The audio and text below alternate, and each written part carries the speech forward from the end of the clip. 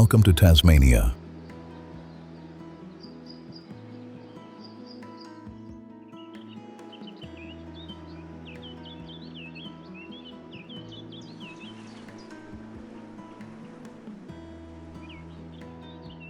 An island once feared as one of the British Empire's most remote places of exile.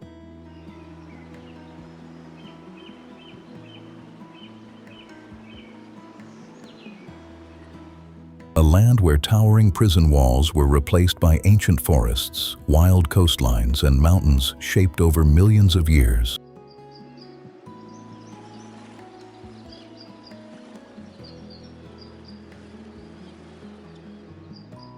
Here, predators known as Tasmanian devils roam the wilderness. Orange-stained shores glow against turquoise waters, and some trees have stood for over 3,000 years.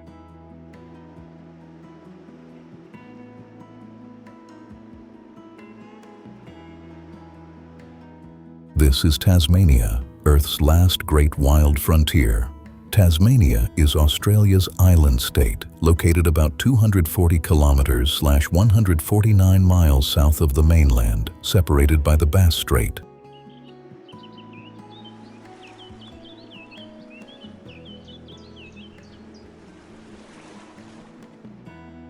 Though smaller in size, its landscapes are remarkably diverse, from temperate rainforests and alpine peaks to dramatic sea cliffs and remote beaches.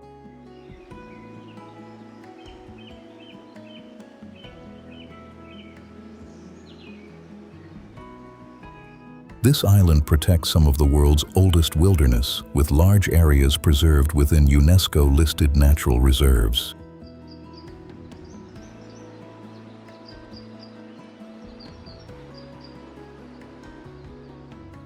It is a place where history, geology, wildlife, and raw natural beauty exist side by side.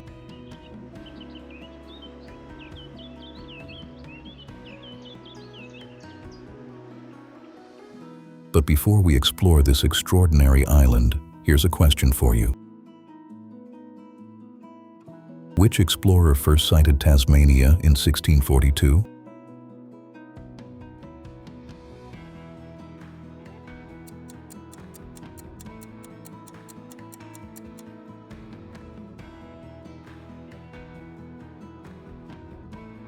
Write your answer in the comments. If you enjoy meaningful and informative journeys like this, please support the channel. Liking and subscribing cost nothing, but they genuinely help creators continue making videos like this.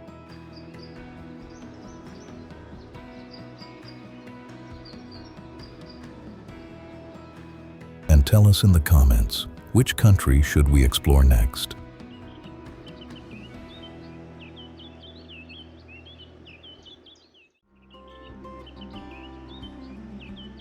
Franklin Gordon Wild Rivers National Park. Franklin Gordon Wild Rivers National Park is one of Tasmania's most remarkable wilderness regions, located in the island's rugged western heart.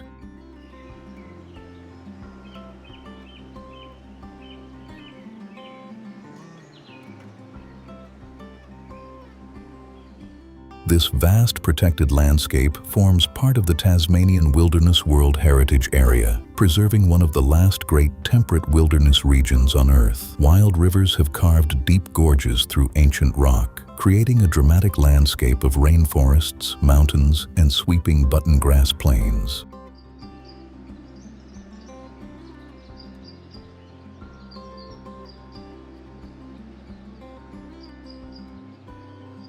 The famous Lyell Highway crosses this remote region for about 57 kilometers/35 miles, offering one of Tasmania's most scenic drives.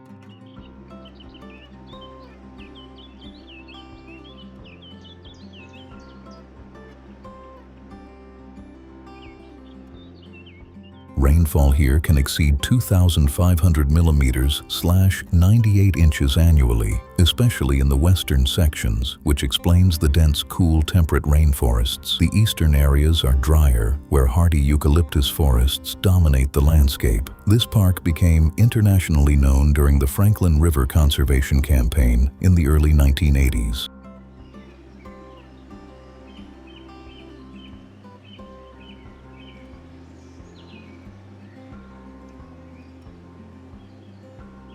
Around 2,500 environmental supporters joined protests to stop a proposed hydroelectric dam, with approximately 1,400 arrests during the campaign.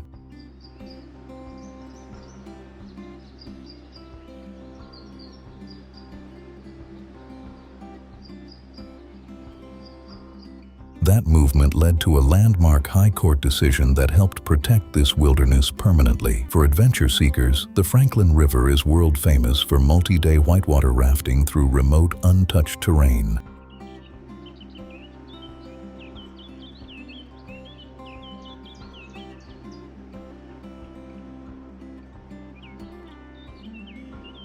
Hikers often aim for Frenchman's Cap, one of Tasmania's best-known mountain trails, offering extraordinary alpine views. Ancient Huon pine trees grow in this region, with some living for more than 3,000 years.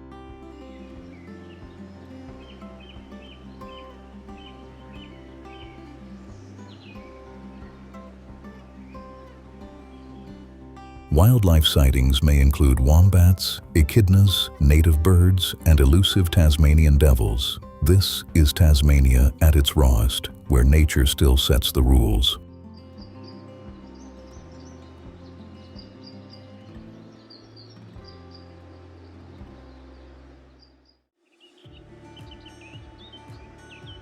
Bay of Fires.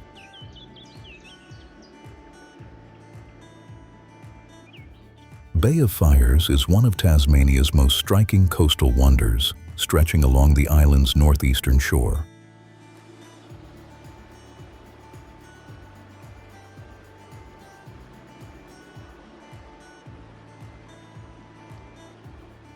It runs for more than 50 kilometers/31 miles from Binalong Bay toward Eddystone Point. The bay is famous for its clean white sand, turquoise water, and granite rocks covered with bright orange lichen.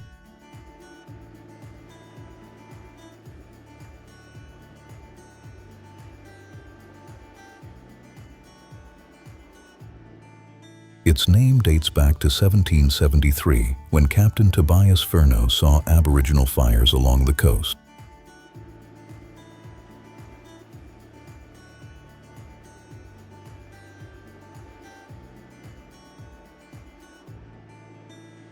Today, the color of the rocks gives the shoreline its most recognizable image. This coast also holds traces of early Aboriginal life, including ancient shell middens near the grasslands.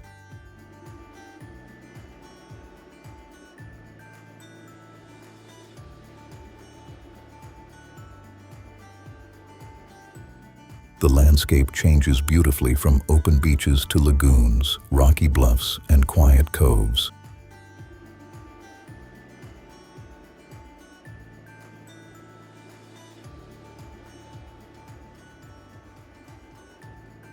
The northern section lies within Mount William National Park, while other areas are protected as conservation reserves. Summer is the most popular season, with temperatures often between 12 degrees Celsius and 24 degrees Celsius/54 degrees Fahrenheit and 75 degrees Fahrenheit.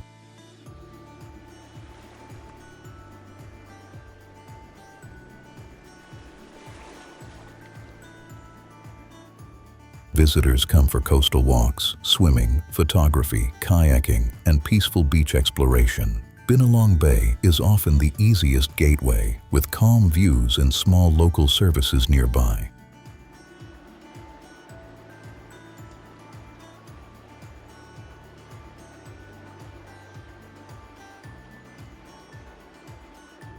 Seafood is part of the regional experience, especially fresh fish and local oysters from Tasmania's cool waters.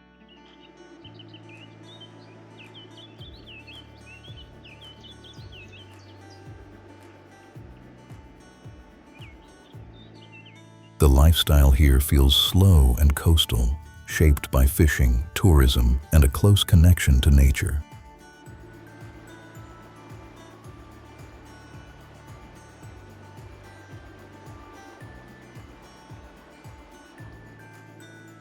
Bay of Fires is not just a beach destination. It is a living coastline where color, history, and wilderness meet beside the Tasman Sea.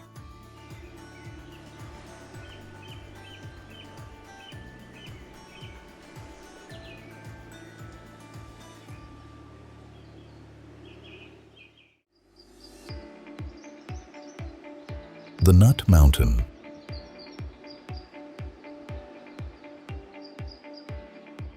The Nut Mountain rises above the historic village of Stanley in northwest Tasmania. This steep-sided formation is the remains of an ancient volcanic plug formed about 13 million years ago.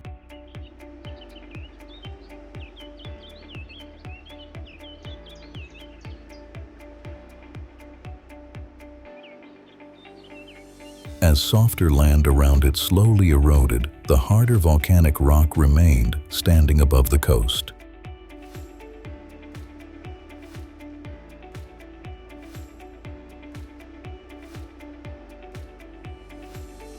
Today, it reaches about 143 meters / 469 feet.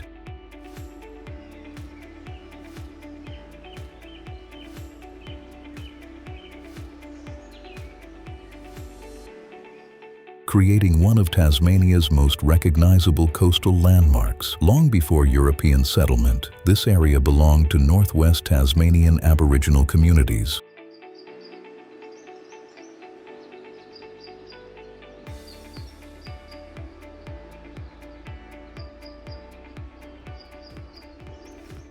The formation is also known by the Palawakani name Munatrik, connecting it to the island's older cultural landscape. Visitors can climb to the top by a steep walking track or use the chairlift for an easier ascent.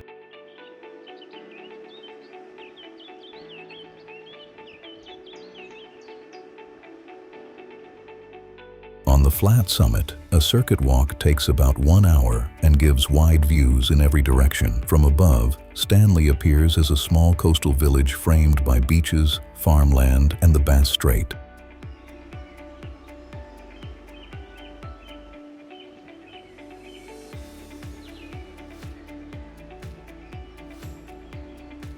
The local lifestyle is shaped by fishing, agriculture, small businesses, and seasonal tourism.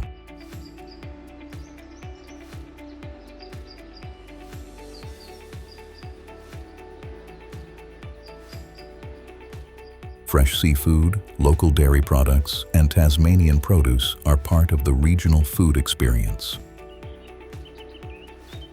The Nut Mountain is more than a viewpoint. It is a place where geology, coastal life, and Tasmania's deep history meet above the sea.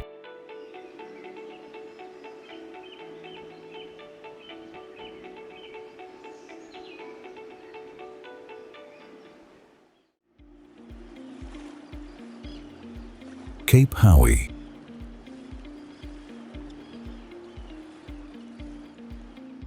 Cape Hauy stands on the rugged Tasman Peninsula, where high cliffs face the restless Southern Ocean. It is one of Tasmania's famous 60 Great Short Walks and forms part of the Three Capes Track.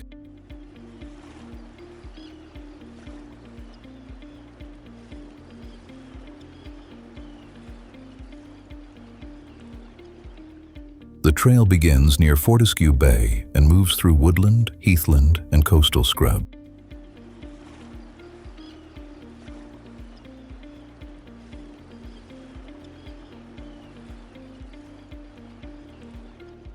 Along the way, walkers pass wildflowers, eucalyptus trees, and open views across the peninsula. The route includes steep stone steps with several climbs and descents before reaching the cape.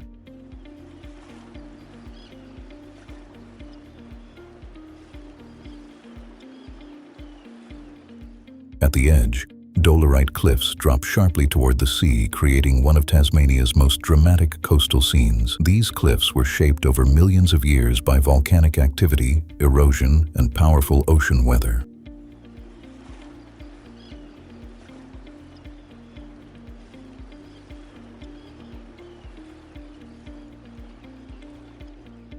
From the lookout, visitors can see the famous sea stacks called the totem pole and candlestick.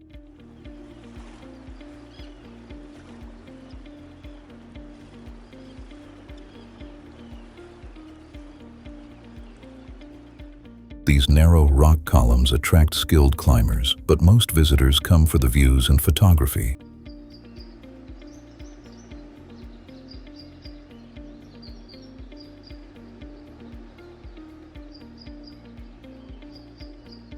The wider region also carries 19th century convict history, especially around nearby Port Arthur.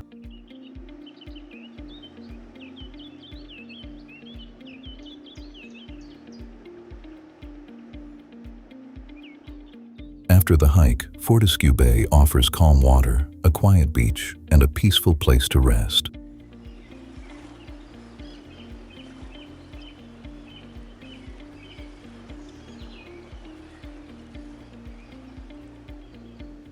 Local food experiences often include Tasmanian seafood, farm produce, and simple coastal meals.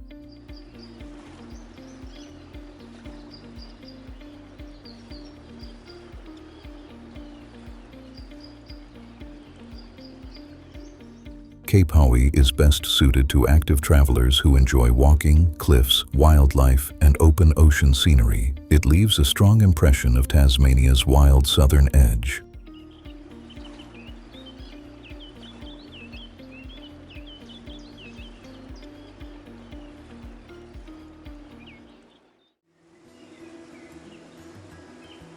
Pelverada Falls.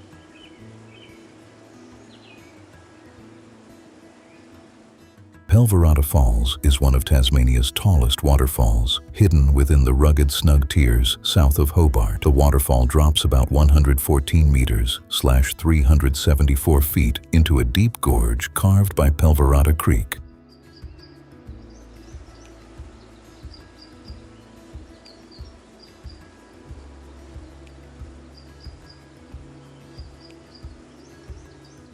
Its flow changes quickly with the weather, becoming powerful after heavy rain and much lighter during dry periods. For this reason, winter and spring often offer the most impressive views. The walk begins near the small rural locality of Pelverada and usually takes about 2.5 hours return.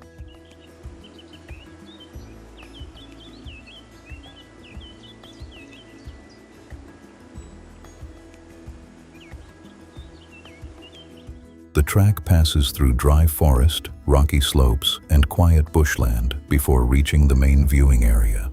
Some sections are narrow with steep edges, so careful walking is important. The surrounding cliffs give the gorge a dramatic shape, especially when mist rises after rainfall.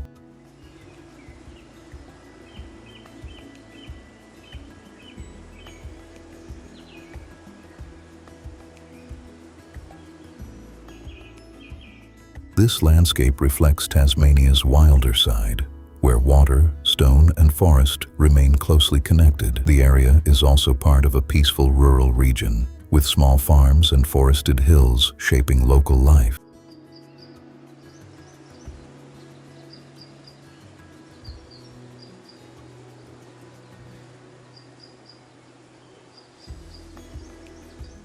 Nearby communities are linked to agriculture, outdoor recreation, and quiet country living.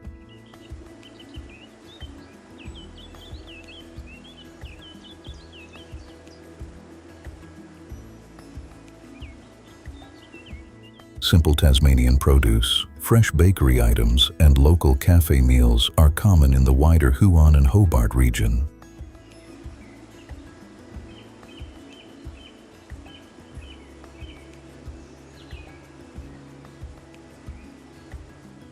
Pelverada Falls rewards patient travelers with raw scenery, silence, and a strong sense of distance from city life.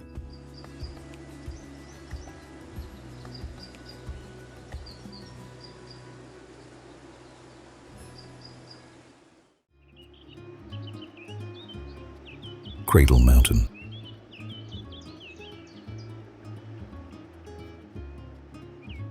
Cradle Mountain is one of Tasmania's most iconic alpine landmarks, rising inside the Tasmanian Wilderness World Heritage Area.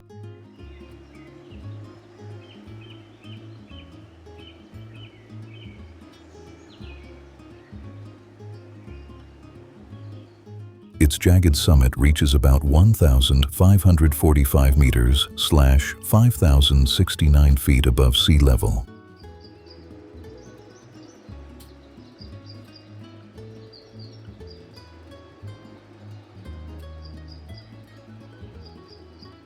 The mountain was shaped by ancient glaciers, which carved valleys, lakes, and rocky ridgelines across this highland region.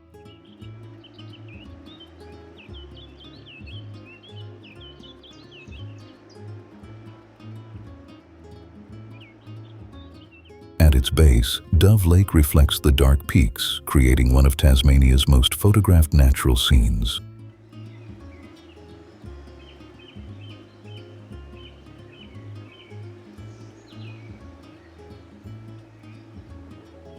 The surrounding park protects cool, temperate rainforest, alpine moorland, button grass plains, and ancient mountain plants.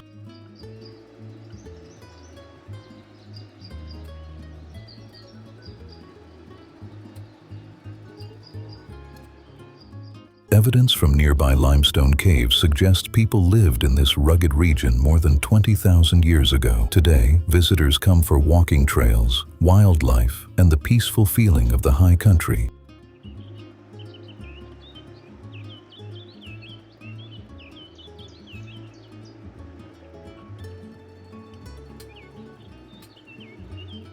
Short walks lead to forests, waterfalls, and lake views, while experienced hikers continue toward the famous overland track.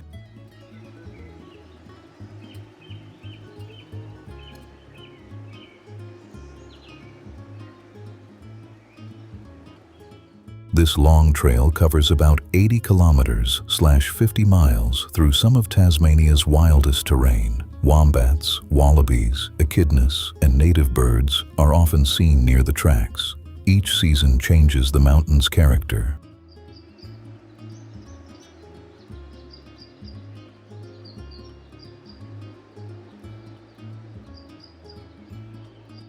Winter brings snow, autumn brings orange fagus leaves, and summer opens clearer paths through wildflower country.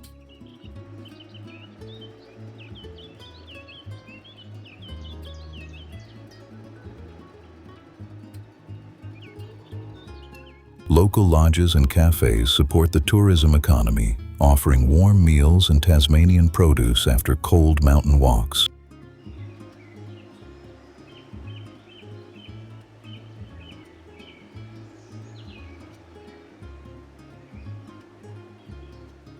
Cradle Mountain feels ancient, quiet, and powerful. It is a place where Tasmania's wilderness becomes unforgettable.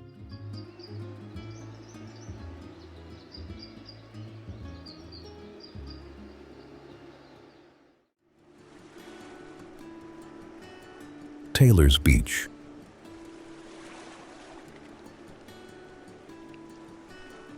Taylor's Beach is a wide coastal stretch in northeastern Tasmania, set within the famous Bay of Fires region.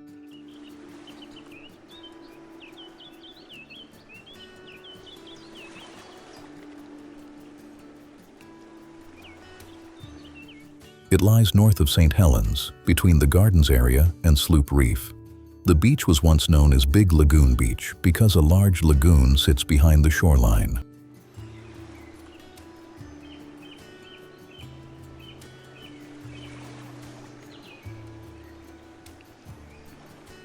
Later, it became known as Taylor's Beach in honor of a local resident. Its landscape is defined by white sand, aquamarine water, coastal scrub, and open views toward the Tasman Sea.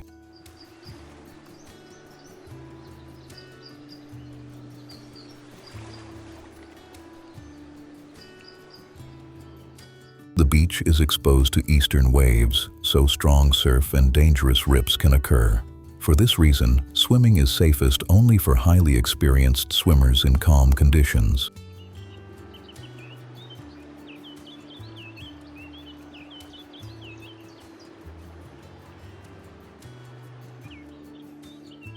Many visitors come instead for long walks, surf fishing, beachcombing, and nature photography.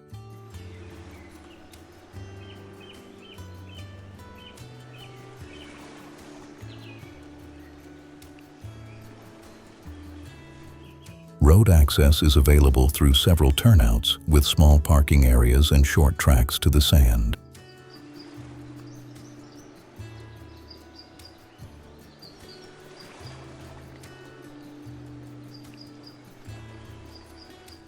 The nearby St. Helens area supports tourism, fishing, local cafes, and seafood-based dining.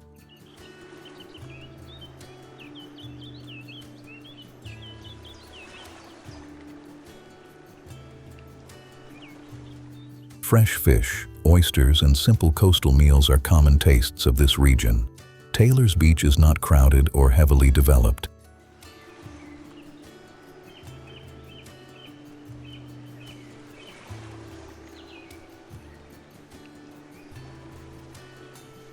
Its beauty comes from space, color, and the feeling of standing beside a wild Tasmanian shoreline.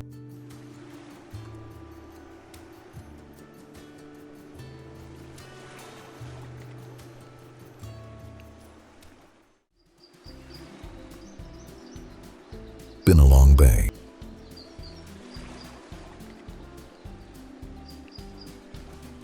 Billabong Bay is the beautiful gateway to Tasmania's famous Bay of Fires coastline.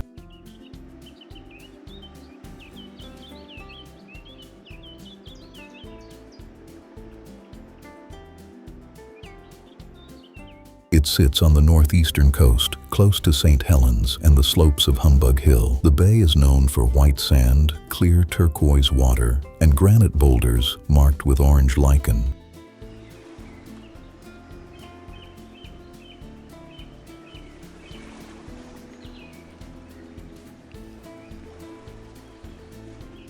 These colors create one of the most recognizable coastal scenes in Tasmania. The small settlement has a permanent population of about 200 people, giving it a quiet village feeling.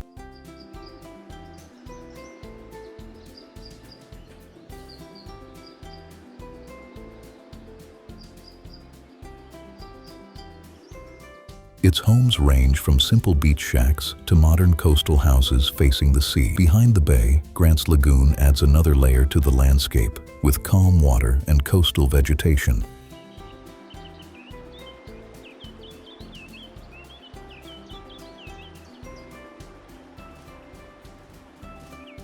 Nearby forests, dunes, and rocky coves make the area rich in walking routes and photography spots. Visitors come for swimming in safe conditions, kayaking, beach fishing, cycling, and relaxed coastal walks.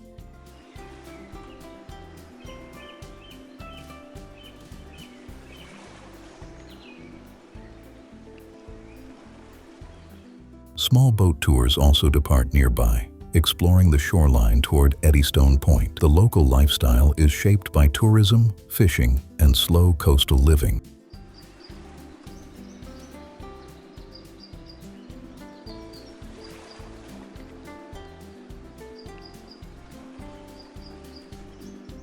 Seafood is an important part of the regional taste, especially fresh fish and Tasmanian oysters.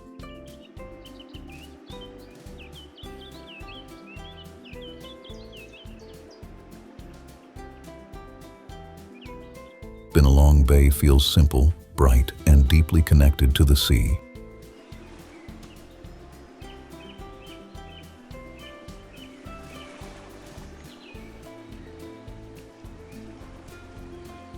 It is where Tasmania's northeast coast begins to show its most unforgettable colors.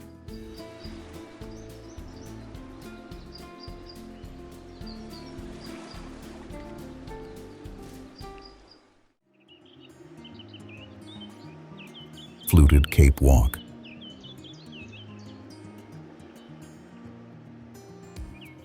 Fluted Cape Walk rises above Bruny Island's eastern coastline, offering one of Tasmania's finest cliffside walking experiences.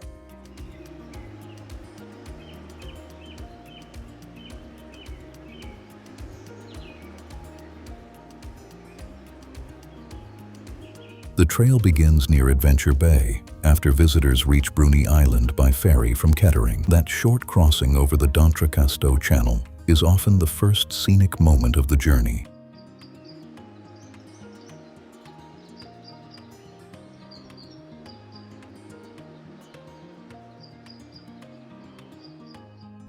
passes through dry forest, coastal vegetation, and tall eucalyptus trees before climbing toward the cape. At the top, high dolerite cliffs face the Southern Ocean with wide views across open water.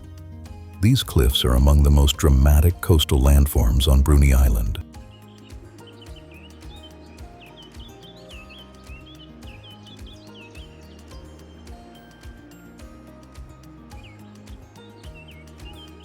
Bird life is common along the track, with native species moving through the forest and shoreline. The full circuit is moderately challenging, with steep sections and some exposed edges.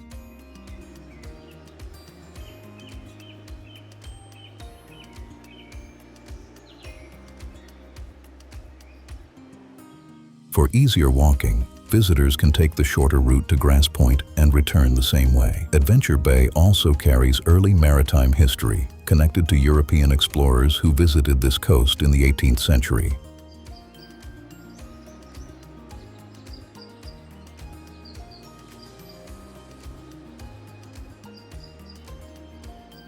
Local life on Bruny Island is shaped by farming, fishing, tourism, and small food producers.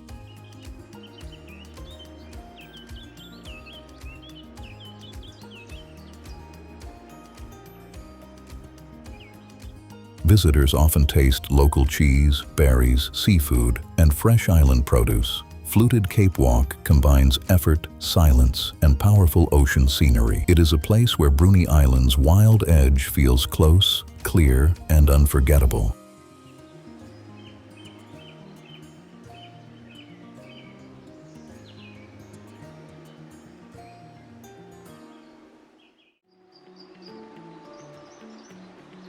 Freycinet National Park.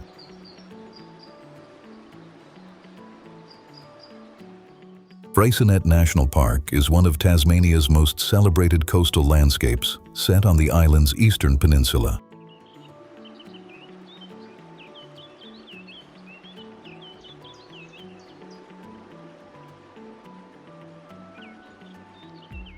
It is best known for Wineglass Bay, a perfect curve of white sand framed by clear blue water. The park's dramatic scenery is shaped by the hazards, a range of pink granite mountains rising above the coast.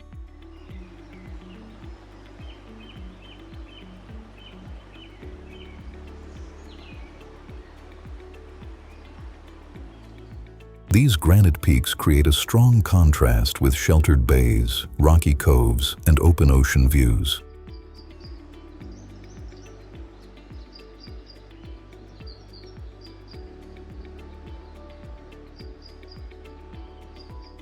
The park was protected in 1916, making it one of Tasmania's oldest national parks.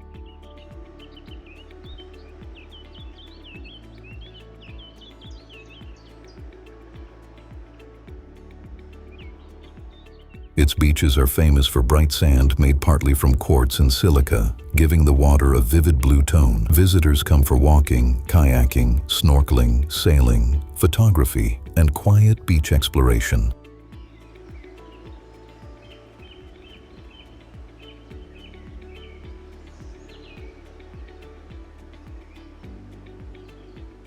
The Wineglass Bay Lookout Walk is the classic experience, offering a wide view over the curved shoreline.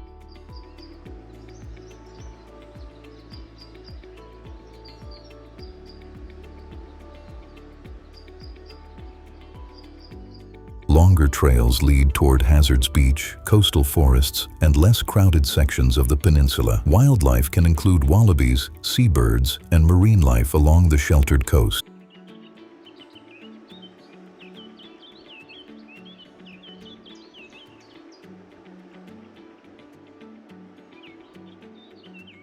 Nearby Coles Bay supports the visitor economy with small lodges, cafes, boat tours, and local food. Fresh seafood, Tasmanian produce, and simple coastal meals are part of the regional experience.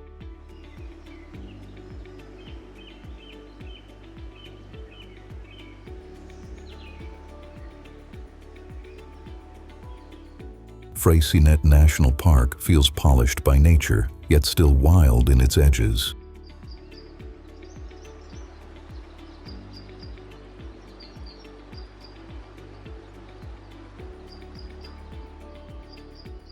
It which shows Tasmania's east coast at its brightest, where mountains, beaches, and sea meet with rare balance.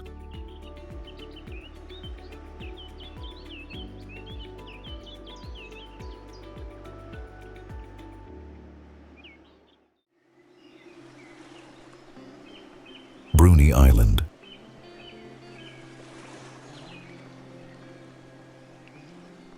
Bruny Island lies off southeastern Tasmania, separated from the mainland by the D'Entrecasteaux Channel.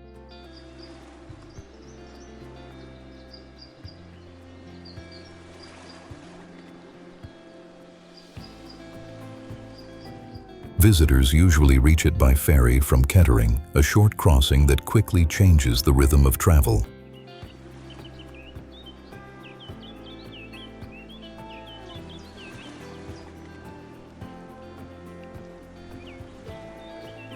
The island is divided into north and south sections, joined by a narrow sandy isthmus called the Neck. North Bruny has open pastures and quiet rural roads. South Bruny feels wilder, with dense forests, sea cliffs, and long coastal views.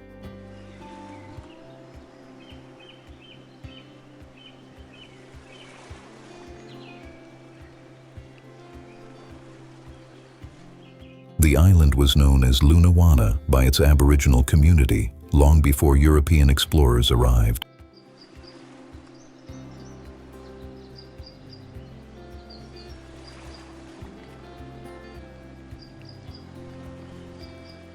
In later centuries, timber, orchards, farming, and livestock helped shape its local economy. Today, tourism and small food producers are also important parts of island life.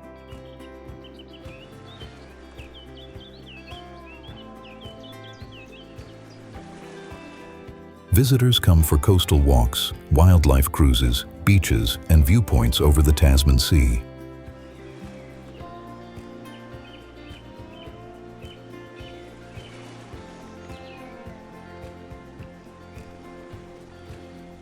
The island is known for fur seals, dolphins, seabirds, and rare white wallabies. Local tastes include cheese, berries, fresh seafood, honey, and other Tasmanian produce.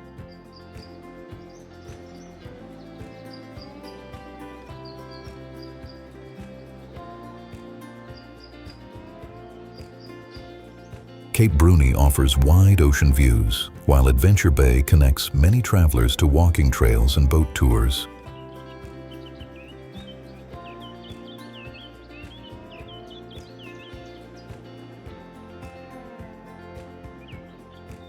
Bruny Island feels peaceful, rural, and strongly connected to the sea. It is one of Tasmania's best places to experience wildlife, coastal scenery, and slow island life together.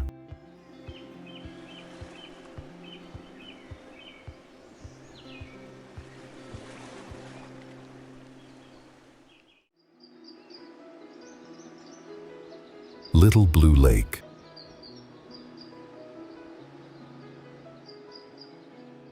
Little Blue Lake is one of Tasmania's most unusual sights, located in the island's far northeast. It sits near the B82 road between Derby and Gladstone, surrounded by rugged former mining land.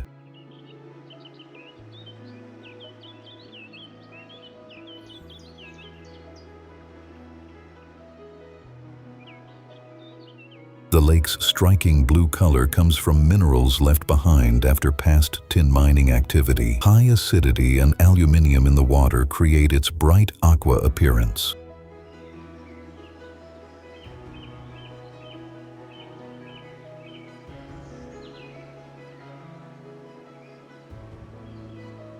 Although the water looks inviting, swimming is not recommended because it remains affected by heavy metals.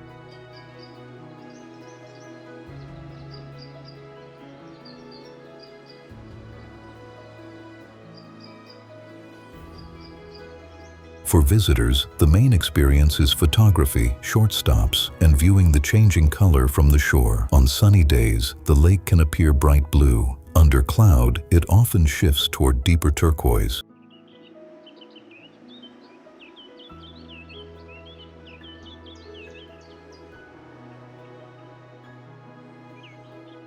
The surrounding cliffs rise about 10 meters/33 feet, adding a dramatic frame to the water below. This area reflects Tasmania's mining history, especially the northeast's connection to tin extraction and small settlement growth.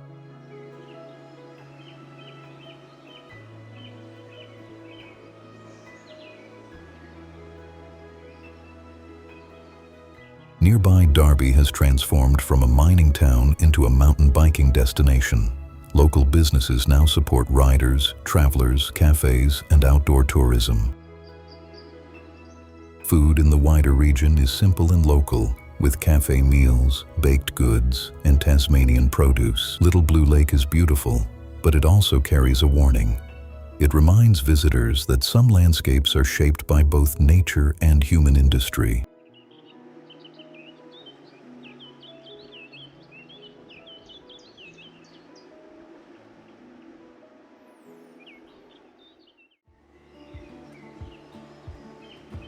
Tasman National Park.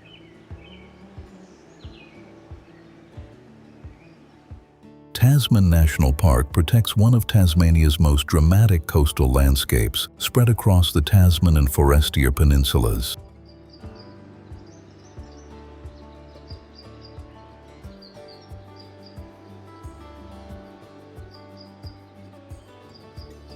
Its coastline is famous for near-vertical dolerite cliffs, some rising about 300 meters/984 feet above the Southern Ocean.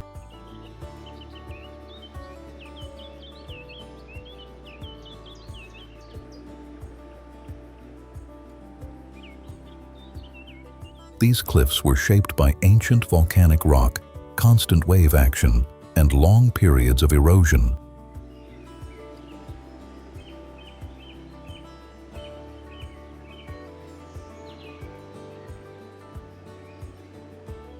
The park also includes Tasman Island, a remote seabound landmark rising about 299 meters/980 feet above sea level. From the lookouts, visitors can see rugged rock walls, offshore islands, and powerful waves striking the coast.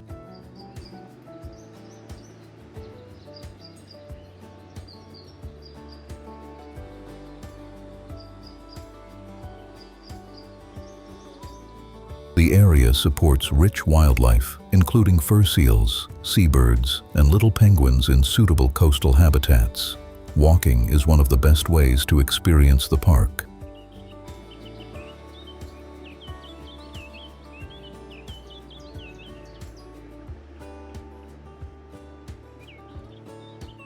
Popular routes include parts of the Three Capes Track, coastal paths near Fortescue Bay, and short scenic lookouts.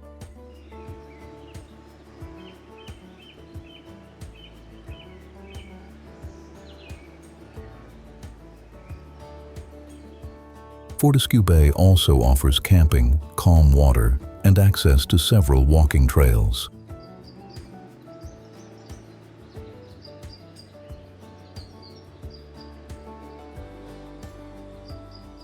The nearby village of Eaglehawk Neck provides accommodation, food, and a useful base for exploring the peninsula.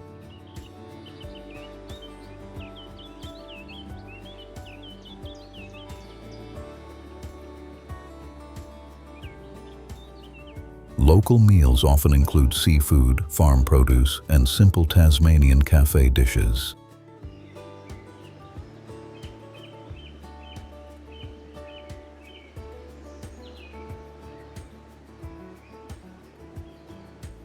Tasman National Park feels bold, exposed, and deeply carved by the sea. It shows Tasmania's southern coastline at its most powerful and unforgettable.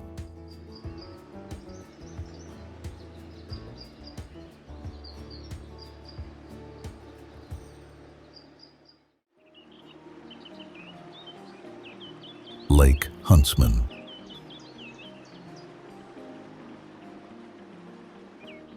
Lake Huntsman is a calm artificial reservoir in northern Tasmania, set within the forested Meander Valley.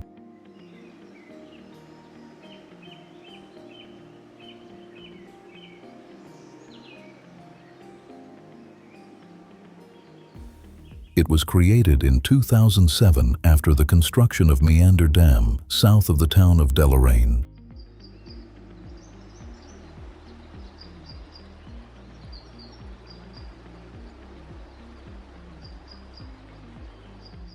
The lake plays an important practical role, storing water for regional irrigation across nearby farming areas. At the base of the dam, a mini hydroelectric power station also helps generate renewable energy.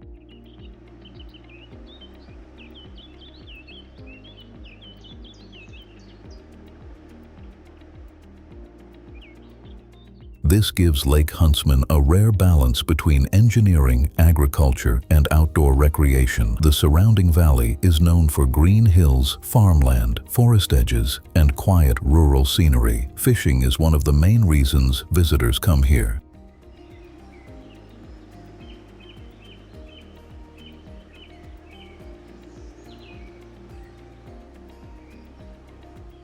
The lake is managed as a wild trout fishery, with brown trout attracting anglers through much of the year. Visitors can fish from the shore, a boat, or a kayak, depending on conditions and regulations.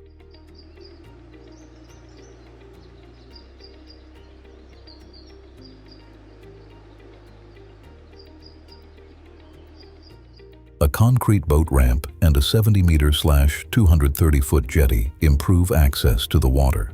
Speed limits help keep the lake peaceful and safe for smaller craft. Nearby communities depend on farming, tourism, small businesses, and local food production.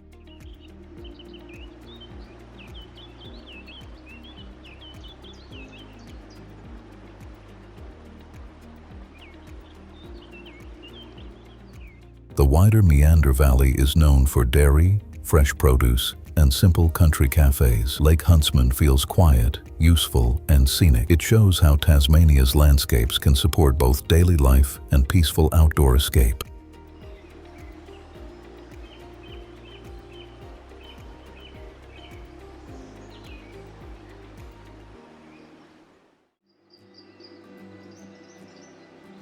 Mount Wellington.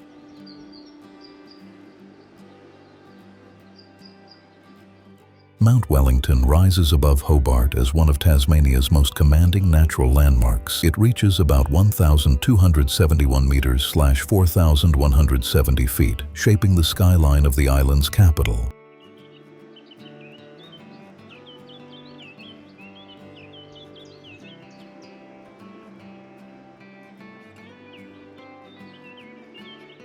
The mountain is also known by its Palawakani name, Kunanyi, connecting it to Tasmania's older cultural landscape. Its rugged face is defined by dolerite columns, especially the famous Organ Pipes Formation.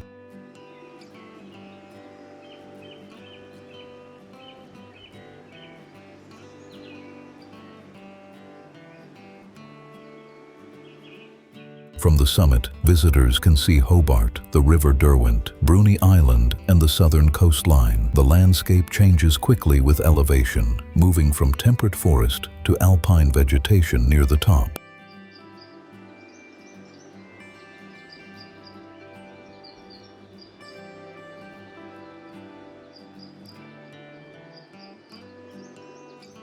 Snow can appear in winter, while strong winds often make the summit feel colder than the city below.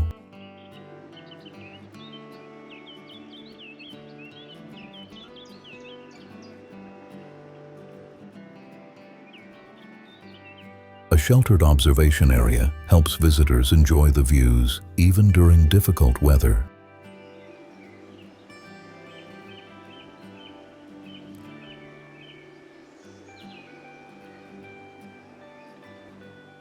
Boardwalks and lookout points make the summit accessible for short walks and photography.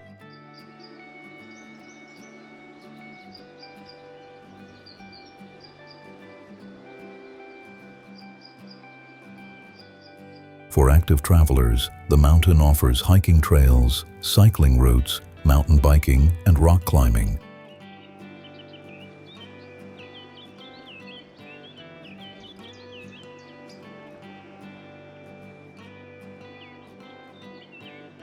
Hobart's lifestyle is closely linked to this mountain. with locals using it for recreation and fresh air.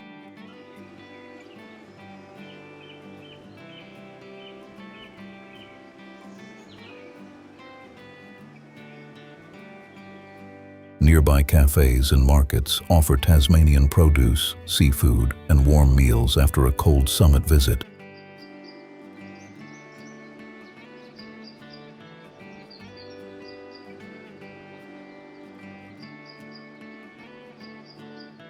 Mount Wellington is more than a viewpoint. It is Hobart's natural guardian, where city life and wilderness meet above the Derwent.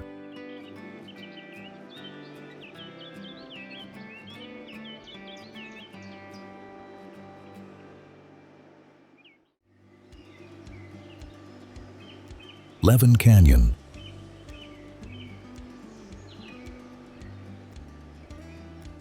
Leven Canyon is a deep limestone gorge carved by the Leven River in northern Tasmania.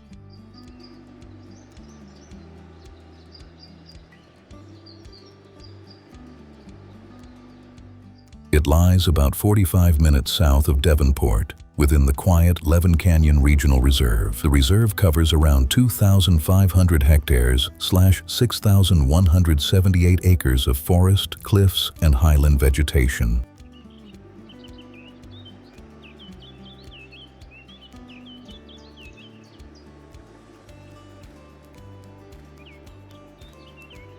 Here, the river cuts sharply through ancient rock, creating one of Tasmania's most dramatic inland viewpoints.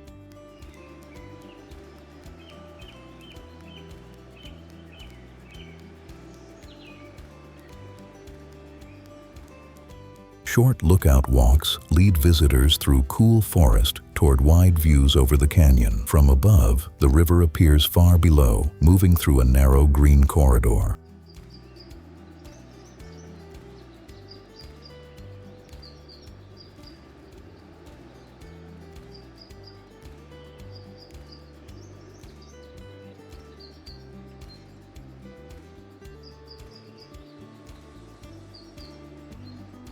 More active walkers can descend toward the canyon floor, where the water rushes between boulder banks. This lower route is steeper and more rugged, so careful footing is important. The area is well suited for day trips, with picnic spaces and quiet bushland surroundings. Interpretive signs help visitors understand local plants, geology, and the natural forces shaping the gorge.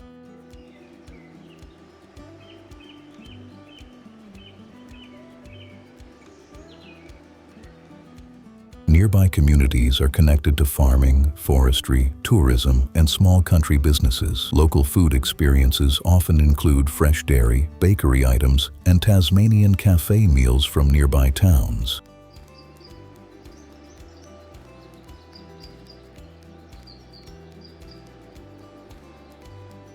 Leven Canyon feels powerful without being crowded. It offers a close look at Tasmania's inland wilderness, where river, rock, and forest meet in silence.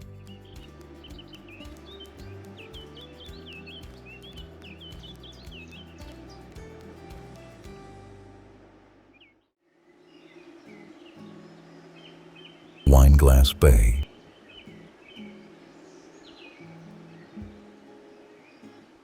Wineglass Bay is one of Tasmania's most iconic natural landmarks, set inside Freycinet National Park. Its perfect curved shoreline rests between clear blue water and the granite slopes of the Hazards.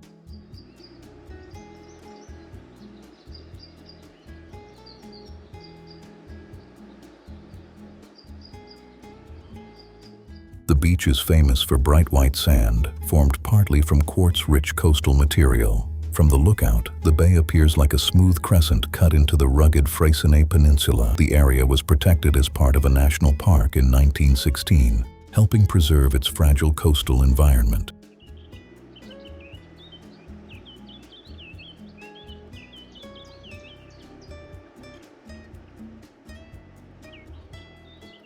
Earlier European activity included grazing, mining, and shore-based whaling during the 19th century. Today, the bay is valued for walking, photography, kayaking, swimming, and quiet nature experiences.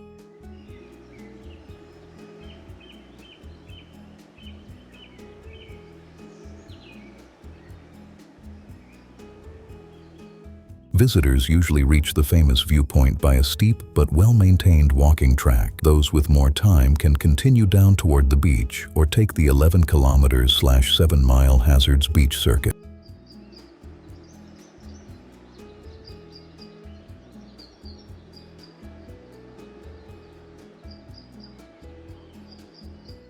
The surrounding landscape includes rocky coves, coastal bushland, and mountain views across the peninsula.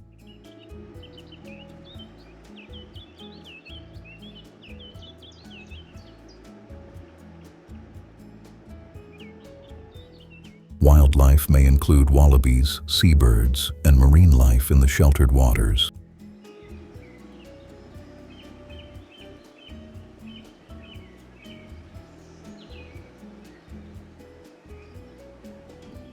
Nearby Coles Bay supports tourism with accommodation, cafes, boat tours, and local seafood.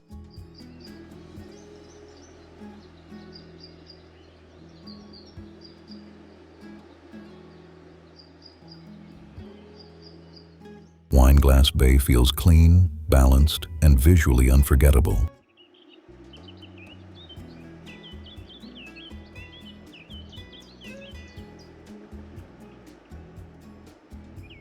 It is a place where Tasmania's mountains and ocean meet in one graceful coastal scene.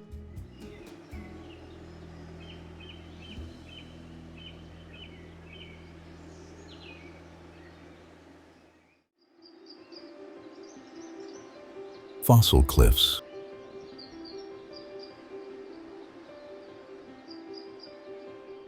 Fossil Cliffs is one of Maria Island's most fascinating coastal walks, where ancient sea life is preserved in stone. The trail begins near Darlington, after visitors arrive by ferry from Treabunna on Tasmania's east coast.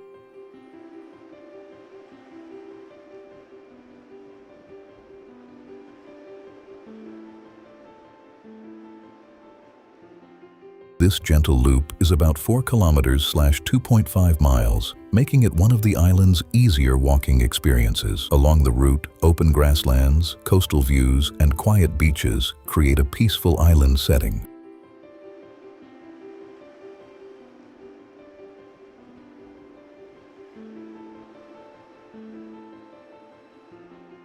The cliffs are famous for fossil-rich limestone layers formed around 290 million years ago.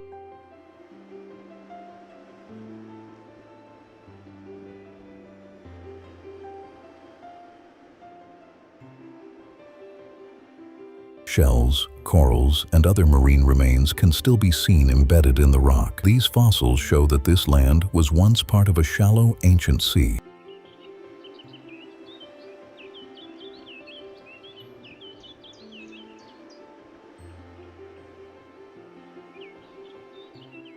Maria Island also has an important 19th century convict history.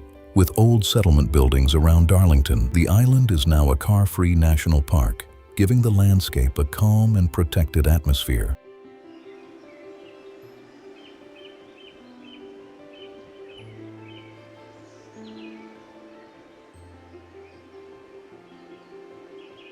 Wildlife is often easy to see, including wombats, forester kangaroos, wallabies, and many native birds.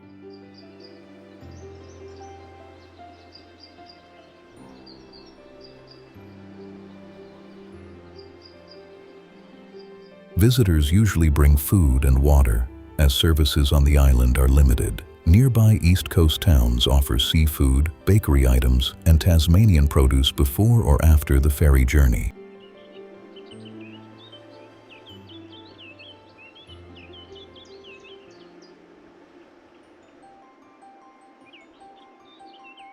Fossil Cliffs connects geology, history, and wildlife in one short coastal walk.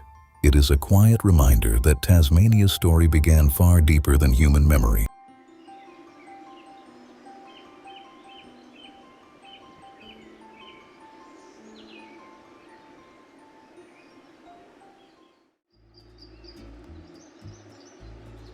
Honeymoon Beach.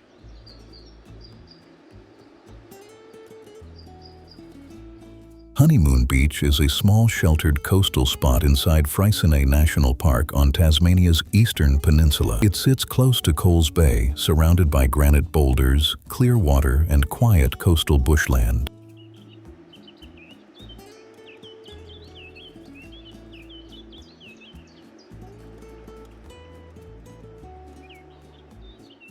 The beach is often associated with Honeymoon Bay, one of Freycinet's most photographed smaller inlets. Its shallow water is usually calmer than the open ocean beaches nearby, especially in settled weather.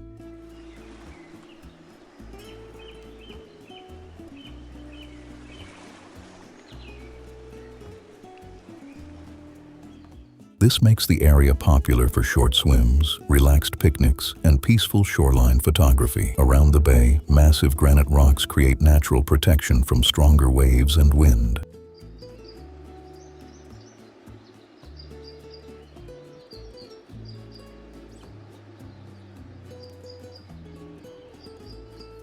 The surrounding bushland carries the scent of eucalyptus, while seabirds move across the coastal sky. Visitors may hear yellow-tailed black cockatoos or see wallabies near the walking areas.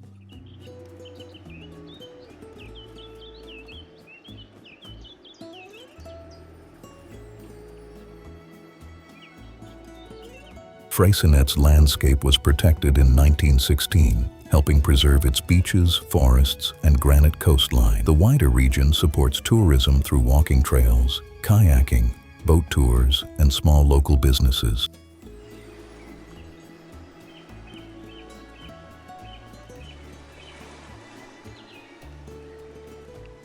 Nearby Coles Bay offers cafes, simple meals, seafood, and Tasmanian produce for travelers exploring the park.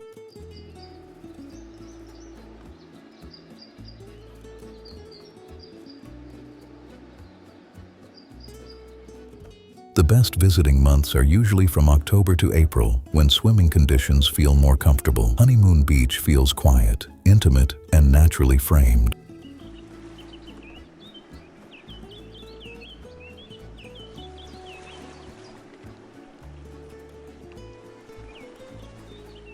It offers a softer side of Freycinet, where Tasmania's bright coast becomes calm and close.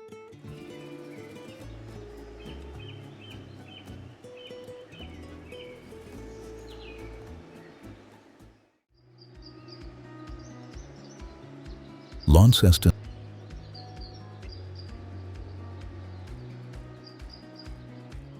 Launceston is one of Australia's oldest cities, located in northern Tasmania, where three important waterways meet.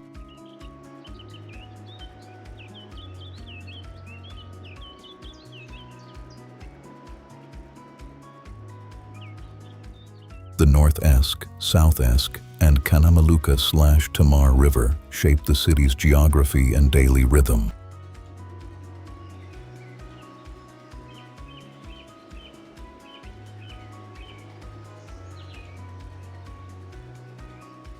Established in 1804, Launceston grew from an early colonial settlement into a graceful regional city.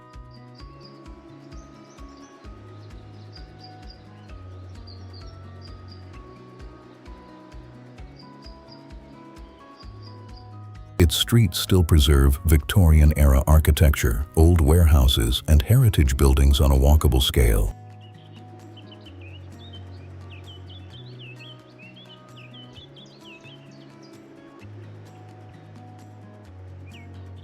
Locals often call the city Lonnie, giving it a warm and familiar identity. Beyond its history, Launceston has become a strong cultural and food destination.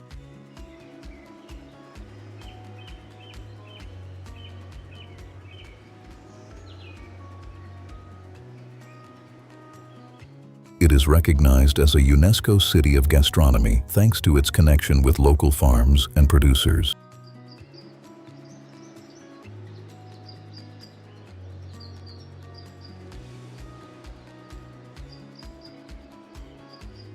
The surrounding Tamar Valley supports orchards, dairy farms, fresh vegetables, and cool climate produce. Local menus often feature Tasmanian cheeses, seafood, berries, breads, and seasonal ingredients.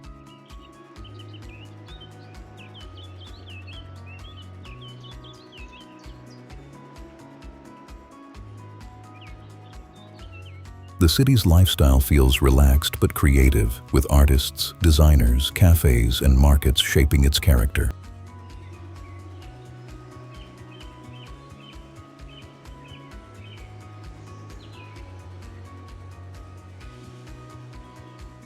Cataract Gorge, only minutes from the center, adds cliffs, walking tracks, gardens, and river views to the experience.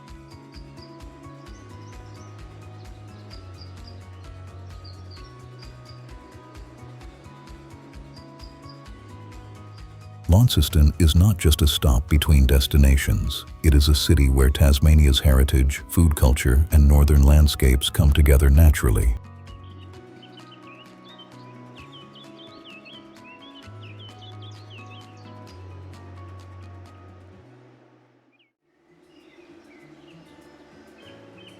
Hobart.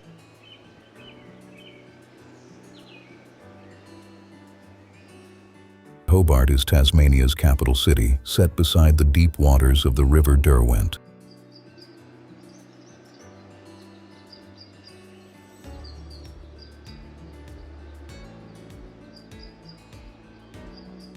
It sits in the island's south, with Mount Wellington rising behind the city at 1,271 meters/4,170 feet. Founded in 1804 as a penal settlement, Hobart later grew into a compact and lively harbor city.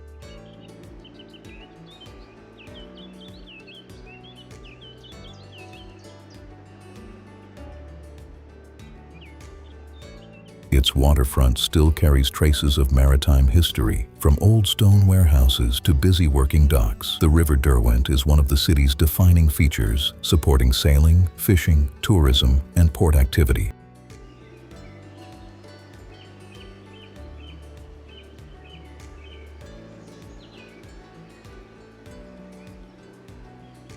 Hobart is often used as a base for exploring southern Tasmania, including Bruny Island, Tasman Peninsula, and nearby wilderness areas.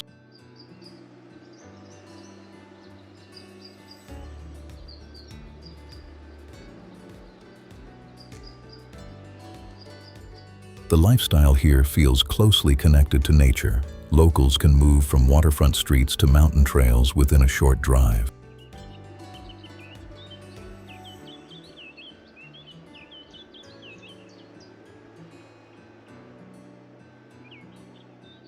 Food culture is also important, with seafood, farm produce, markets, bakeries, and Tasmanian cheeses shaping the local taste.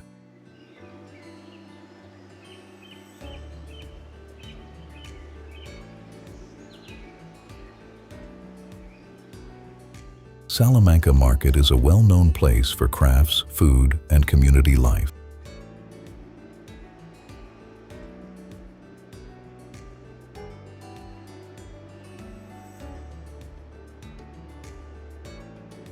Visitors come for harbor walks, historic streets, museums, coastal views, and mountain scenery.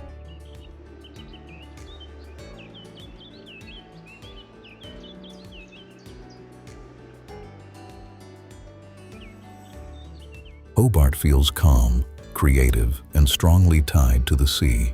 It is a city where Tasmania's past, culture, and natural beauty meet in one memorable place.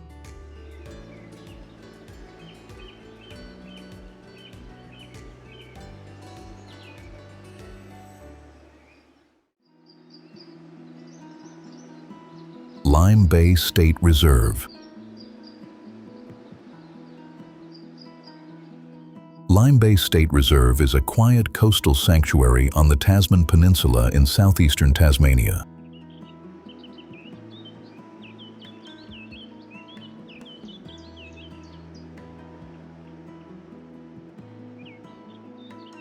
It covers about 1,300 hectares/3,212 acres, combining sheltered beaches, eucalypt woodland, and sandstone bluffs.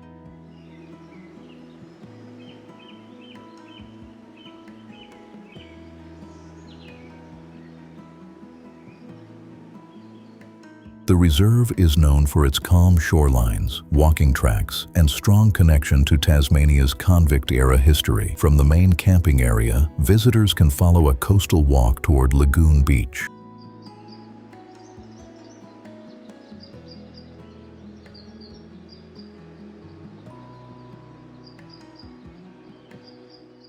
This beach stretches about 1.6 kilometers/1 mile, bordered by dunes, coastal vegetation, and views towards sloping island.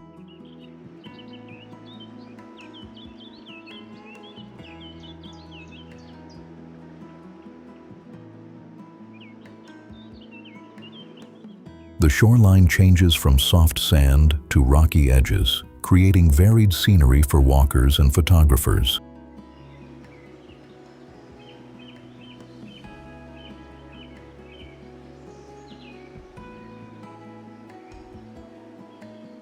Native shorebirds are often seen along the coast, especially around quieter beach sections.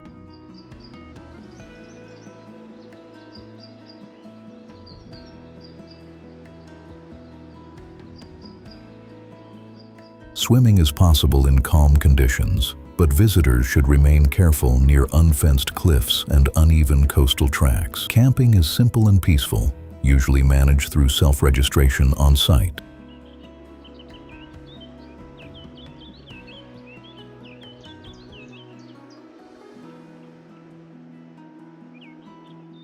Travelers should bring supplies, drinking water, and exact cash, as services are limited. The wider Tasman Peninsula supports tourism, fishing, small farms, and local food businesses.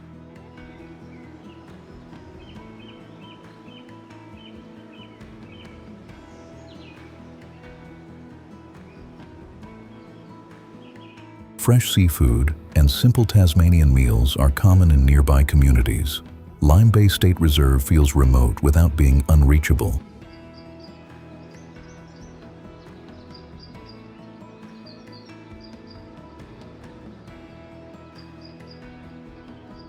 It is a place for slow walking, quiet beaches, and Tasmania's softer coastal wilderness.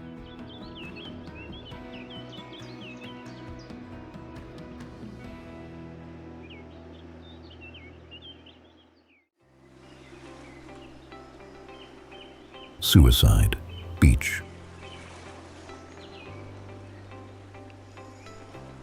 Suicide Beach is a secluded coastal stretch in northeastern Tasmania, close to the Gardens area near the Bay of Fires.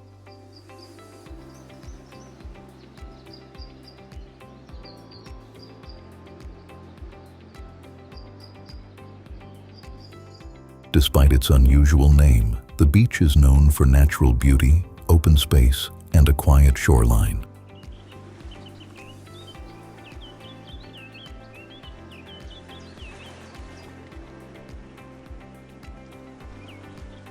Its sand extends for several hundred meters, meeting clear blue water and rugged granite outcrops. The surrounding granodiorite rocks give the area a strong visual link to the wider Bay of Fires landscape.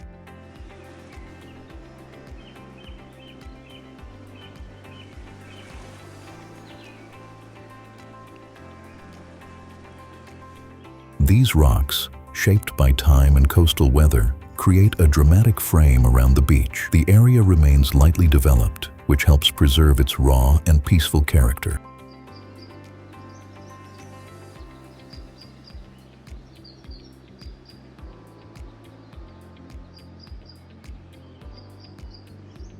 Visitors usually come for walking, photography, beachcombing, and enjoying the wide coastal views. Because services are limited, travelers should bring water, food, and basic supplies before arriving.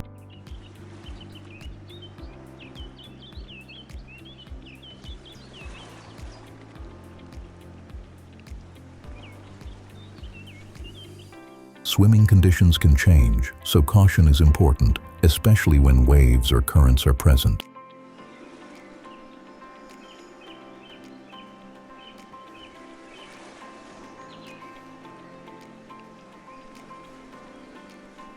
The nearby St. Helens region supports tourism, fishing, cafes, and small coastal businesses.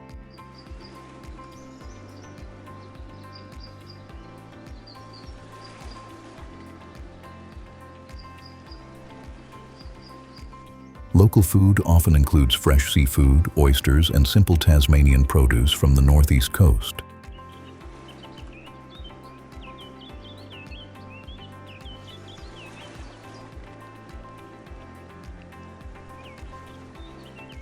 Suicide Beach feels quiet, open and removed from Tasmania's busier travel routes.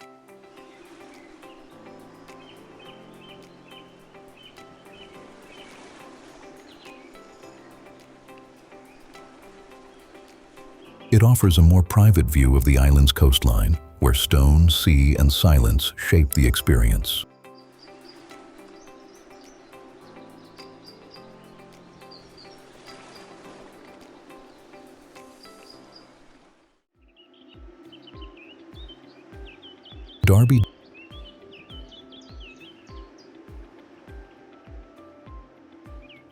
Darby is a small town in northeastern Tasmania that has transformed from a historic mining settlement into a major outdoor adventure destination. Set among rugged hills, forests, and winding roads, the town still carries the character of its late 19th century past.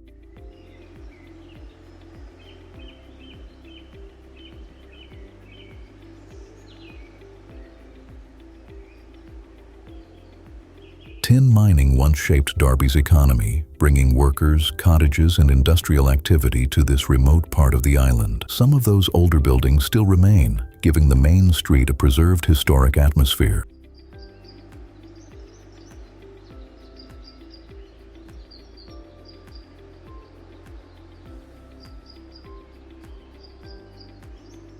In recent years, Darby has become internationally known for mountain biking. The Blue Darby Trail Network attracts riders from around the world with world-class single-track routes through forested terrain.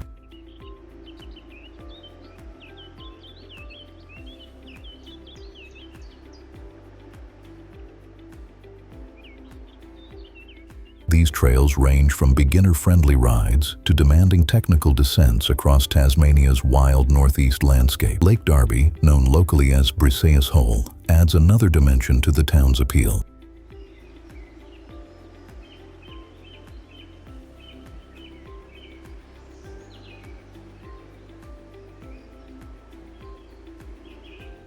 The lake itself formed after the 1929 Briseis Dam disaster, a major event in local history. Today, the area supports recreation, scenic walks, and visitor experiences beside the water.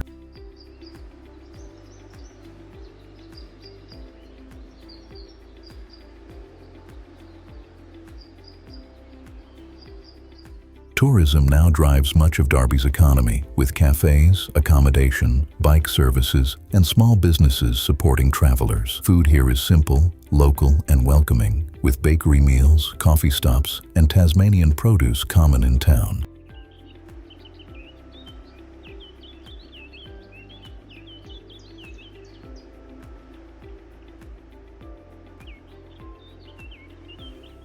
Darby feels like a place that reinvented itself without losing its story. It is where Tasmania's industrial past now powers outdoor adventure.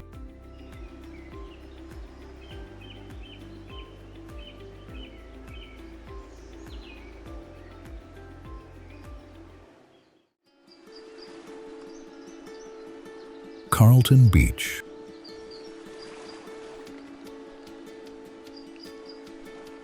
Carlton Beach is a wide, sandy coastline in southeastern Tasmania, about 40 kilometers/25 miles east of Hobart.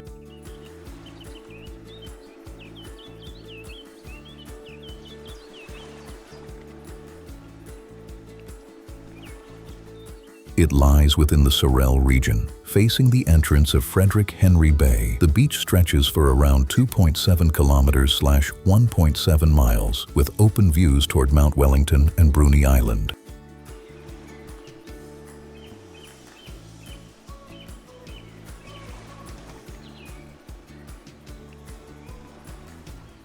Its shoreline is framed by the Carlton River mouth on one side and Carlton Bluff on the other. Because the beach faces south-southwest, it receives regular swells that often average about 1 meter/3 feet.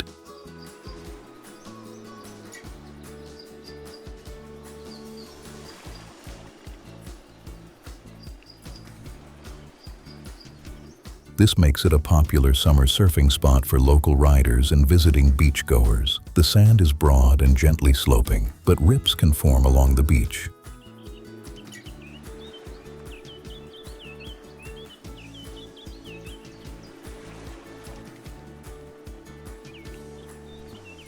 Visitors should stay cautious, especially near Spectacle Head and the Carlton River entrance.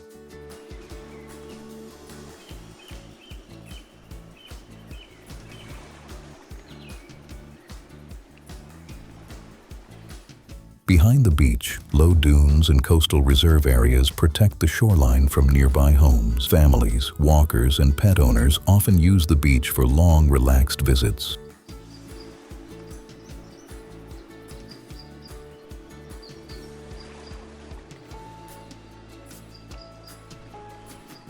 The surrounding community is linked to coastal living, small businesses, fishing, and tourism.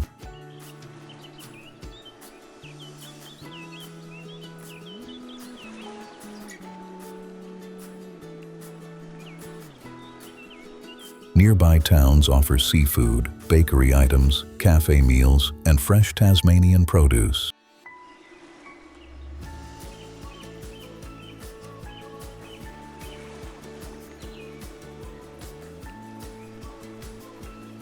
Carlton Beach feels open, practical, and deeply local.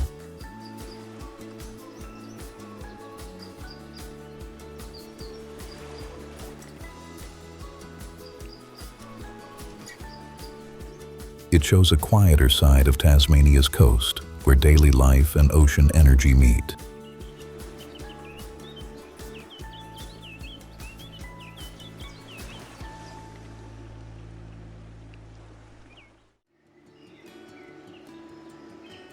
Mountfield West.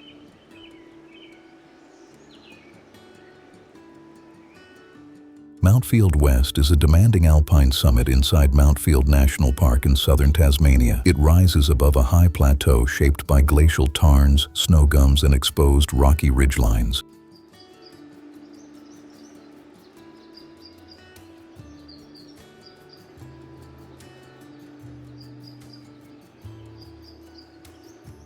The mountain reaches about 1,434 meters (4,705 feet), making it one of the park's major highland landmarks. This area belongs to one of Tasmania's oldest national parks, first protected in 1916.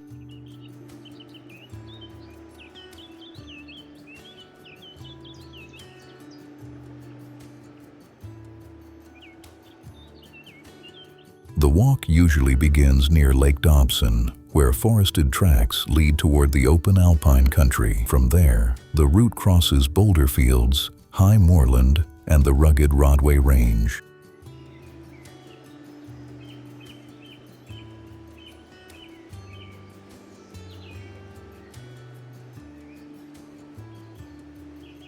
The full circuit is about 18 kilometers (11 miles) and can take 7 to 9 hours. Because the terrain is remote and exposed, this walk is best suited to experienced hikers.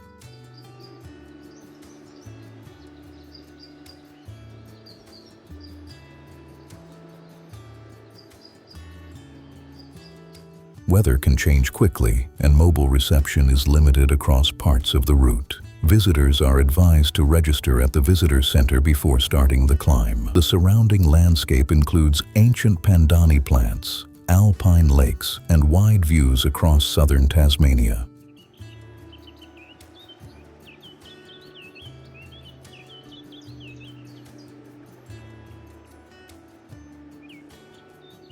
Nearby communities rely on tourism, forestry, farming, and local produce from the Derwent Valley.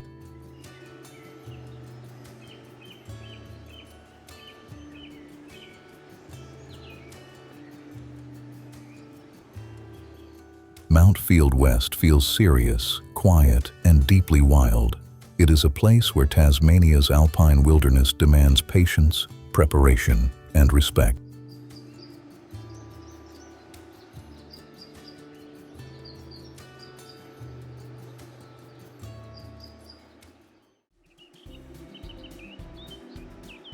Dove Lake.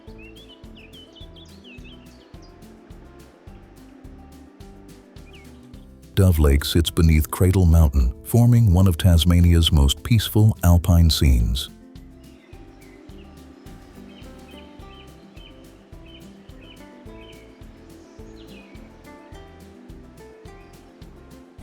This glacial lake lies inside Cradle Mountain Lake St. Clair National Park, within the Tasmanian Wilderness World Heritage Area.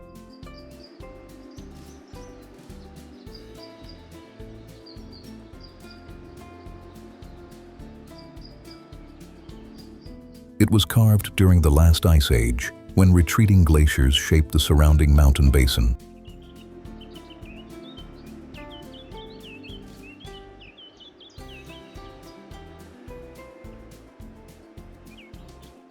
The lake is classified as a tarn, held within a rugged cirque of ancient rock and alpine slopes. Its famous circuit walk is about 6 kilometers/3.7 miles and begins near the viewing shelter.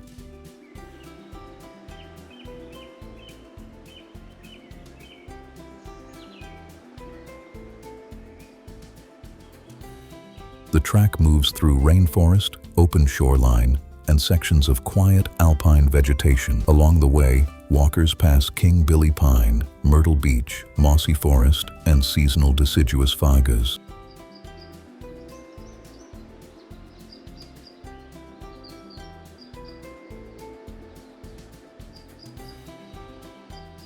Clear weather brings striking reflections of Cradle Mountain across the still water. Cloud, rain, and mist can change the scene within minutes, giving the lake a different character each time.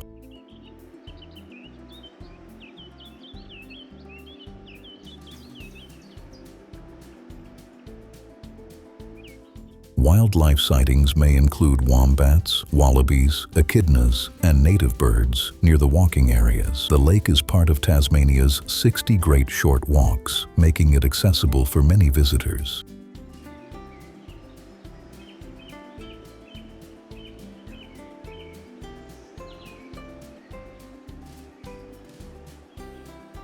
Nearby lodges and cafes support walkers with warm meals, local produce, and shelter after the trail.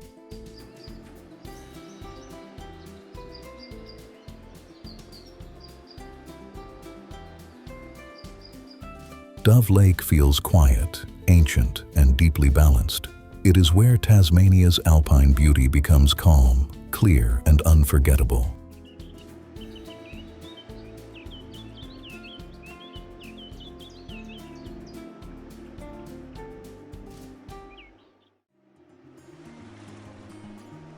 Lion Rock.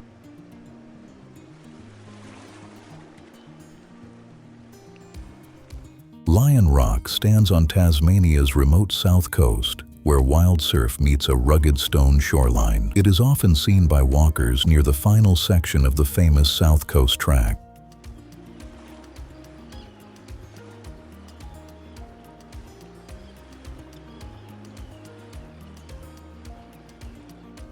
Travelers can also reach the wider area through the South Cape Bay Track, beginning near Cockle Creek. This remote settlement marks one of the southernmost road-accessible points in Australia. The coastline here faces the Southern Ocean, with powerful waves breaking around exposed rock formations.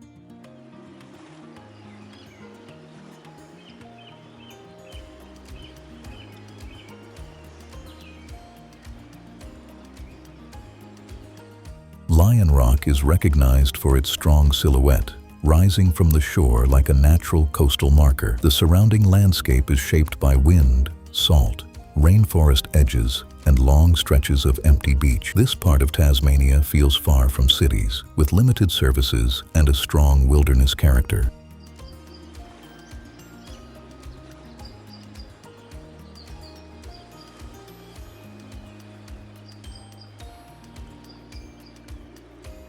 The area carries deep Aboriginal history, with southern coastal routes used long before modern tracks existed. Today, most visitors come for hiking, photography, birdwatching, and the rare feeling of true remoteness.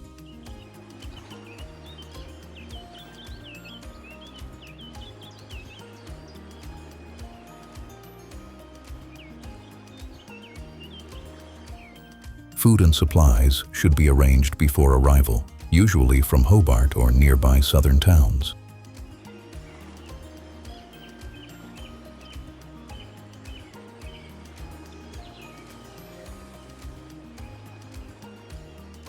The local economy around this region is linked to tourism, fishing, conservation, and small rural communities. Lion Rock is not a crowded viewpoint. It is a raw coastal landmark where Tasmania's southern edge meets open ocean.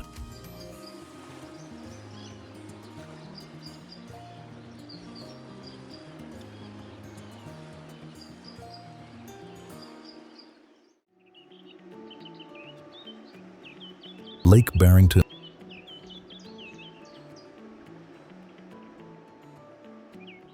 Lake Barrington is a long artificial reservoir in northern Tasmania, surrounded by steep forested hills. It was created as part of a hydroelectric scheme on the Forth River. The lake stretches for about 16 kilometers/10 miles, with deep, clear water and sheltered shorelines.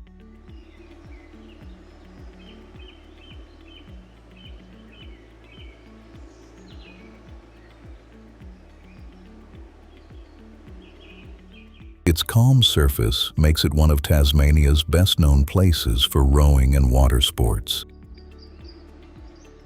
Lake Barrington has hosted major rowing events, including international-level competitions.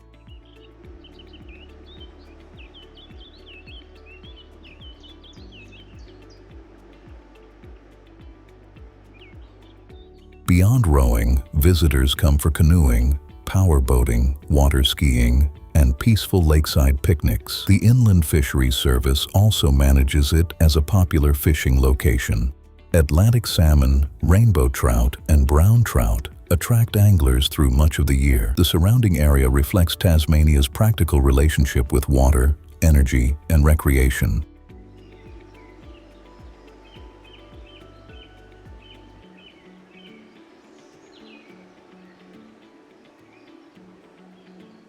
Hydroelectric development helped shape many inland landscapes, while lakes like this now support tourism and community life. Nearby towns and farming regions are linked to dairy, fresh produce, forestry, and small rural businesses.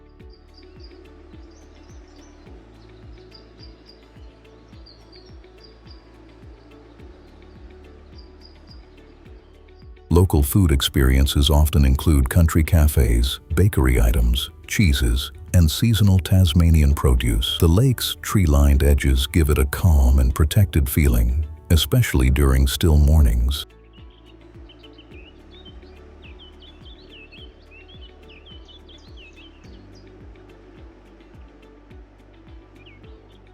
Lake Barrington feels useful, peaceful, and scenic at the same time. It shows how Tasmania's engineered landscapes can become places of sport, nature, and quiet escape.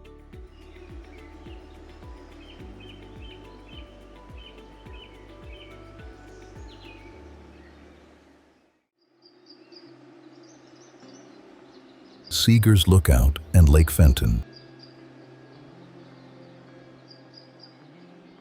Seeger's Lookout and Lake Fenton sit within Freycinet National Park in southern Tasmania. Together, they offer a quiet alpine experience shaped by forest, water, and wide mountain views.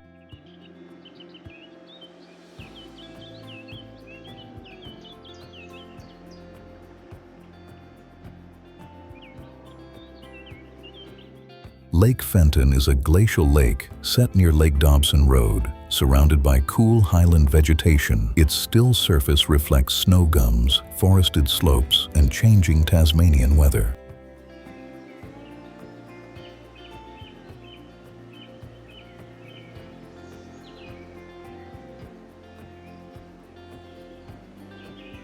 The lake also has practical importance, as it has long helped supply drinking water to the Hobart region. Seeger's Lookout is reached by a short but steady walk through rugged alpine terrain.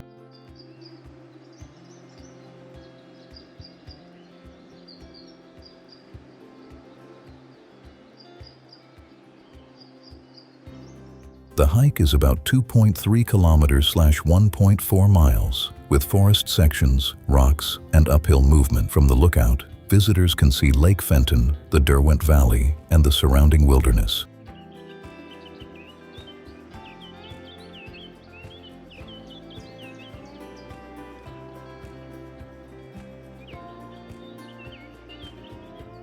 The area area feels especially peaceful because it sits away from Tasmania's busier coastal routes. Mount Field National Park was protected in 1916, making it one of Tasmania's oldest national parks.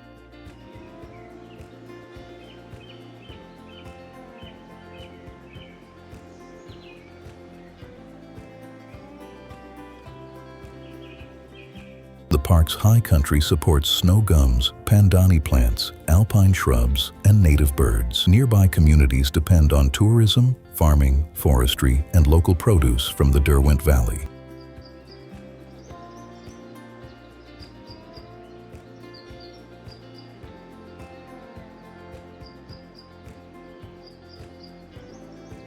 Seeger's Lookout and Lake Fenton feel calm, elevated, and deeply Tasmanian. They show how the island's inland highlands can be gentle, scenic, and quietly powerful.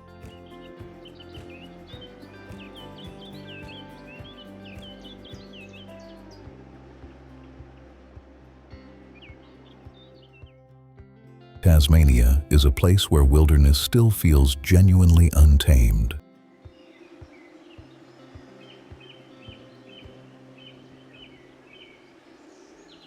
From ancient rainforests and towering Alpine peaks to quiet bays, rugged cliffs, and remote coastal roads, this island reveals a rare side of Australia.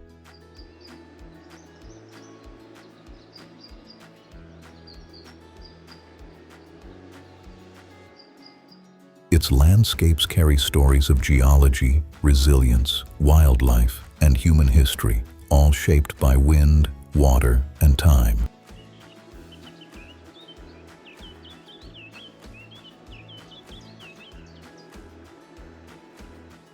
And perhaps that is what stays with you most, not just the places, but the feeling of standing somewhere truly wild.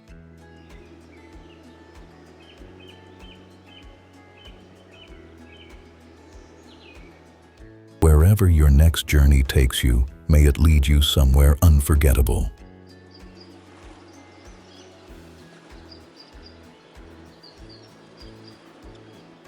If you enjoyed traveling through Tasmania with us, please support the channel with a like and subscribe.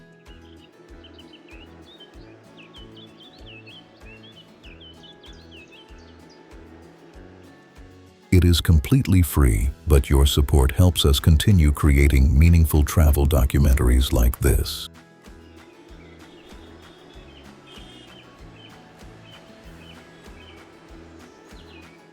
And tell us in the comments, which country should we explore next?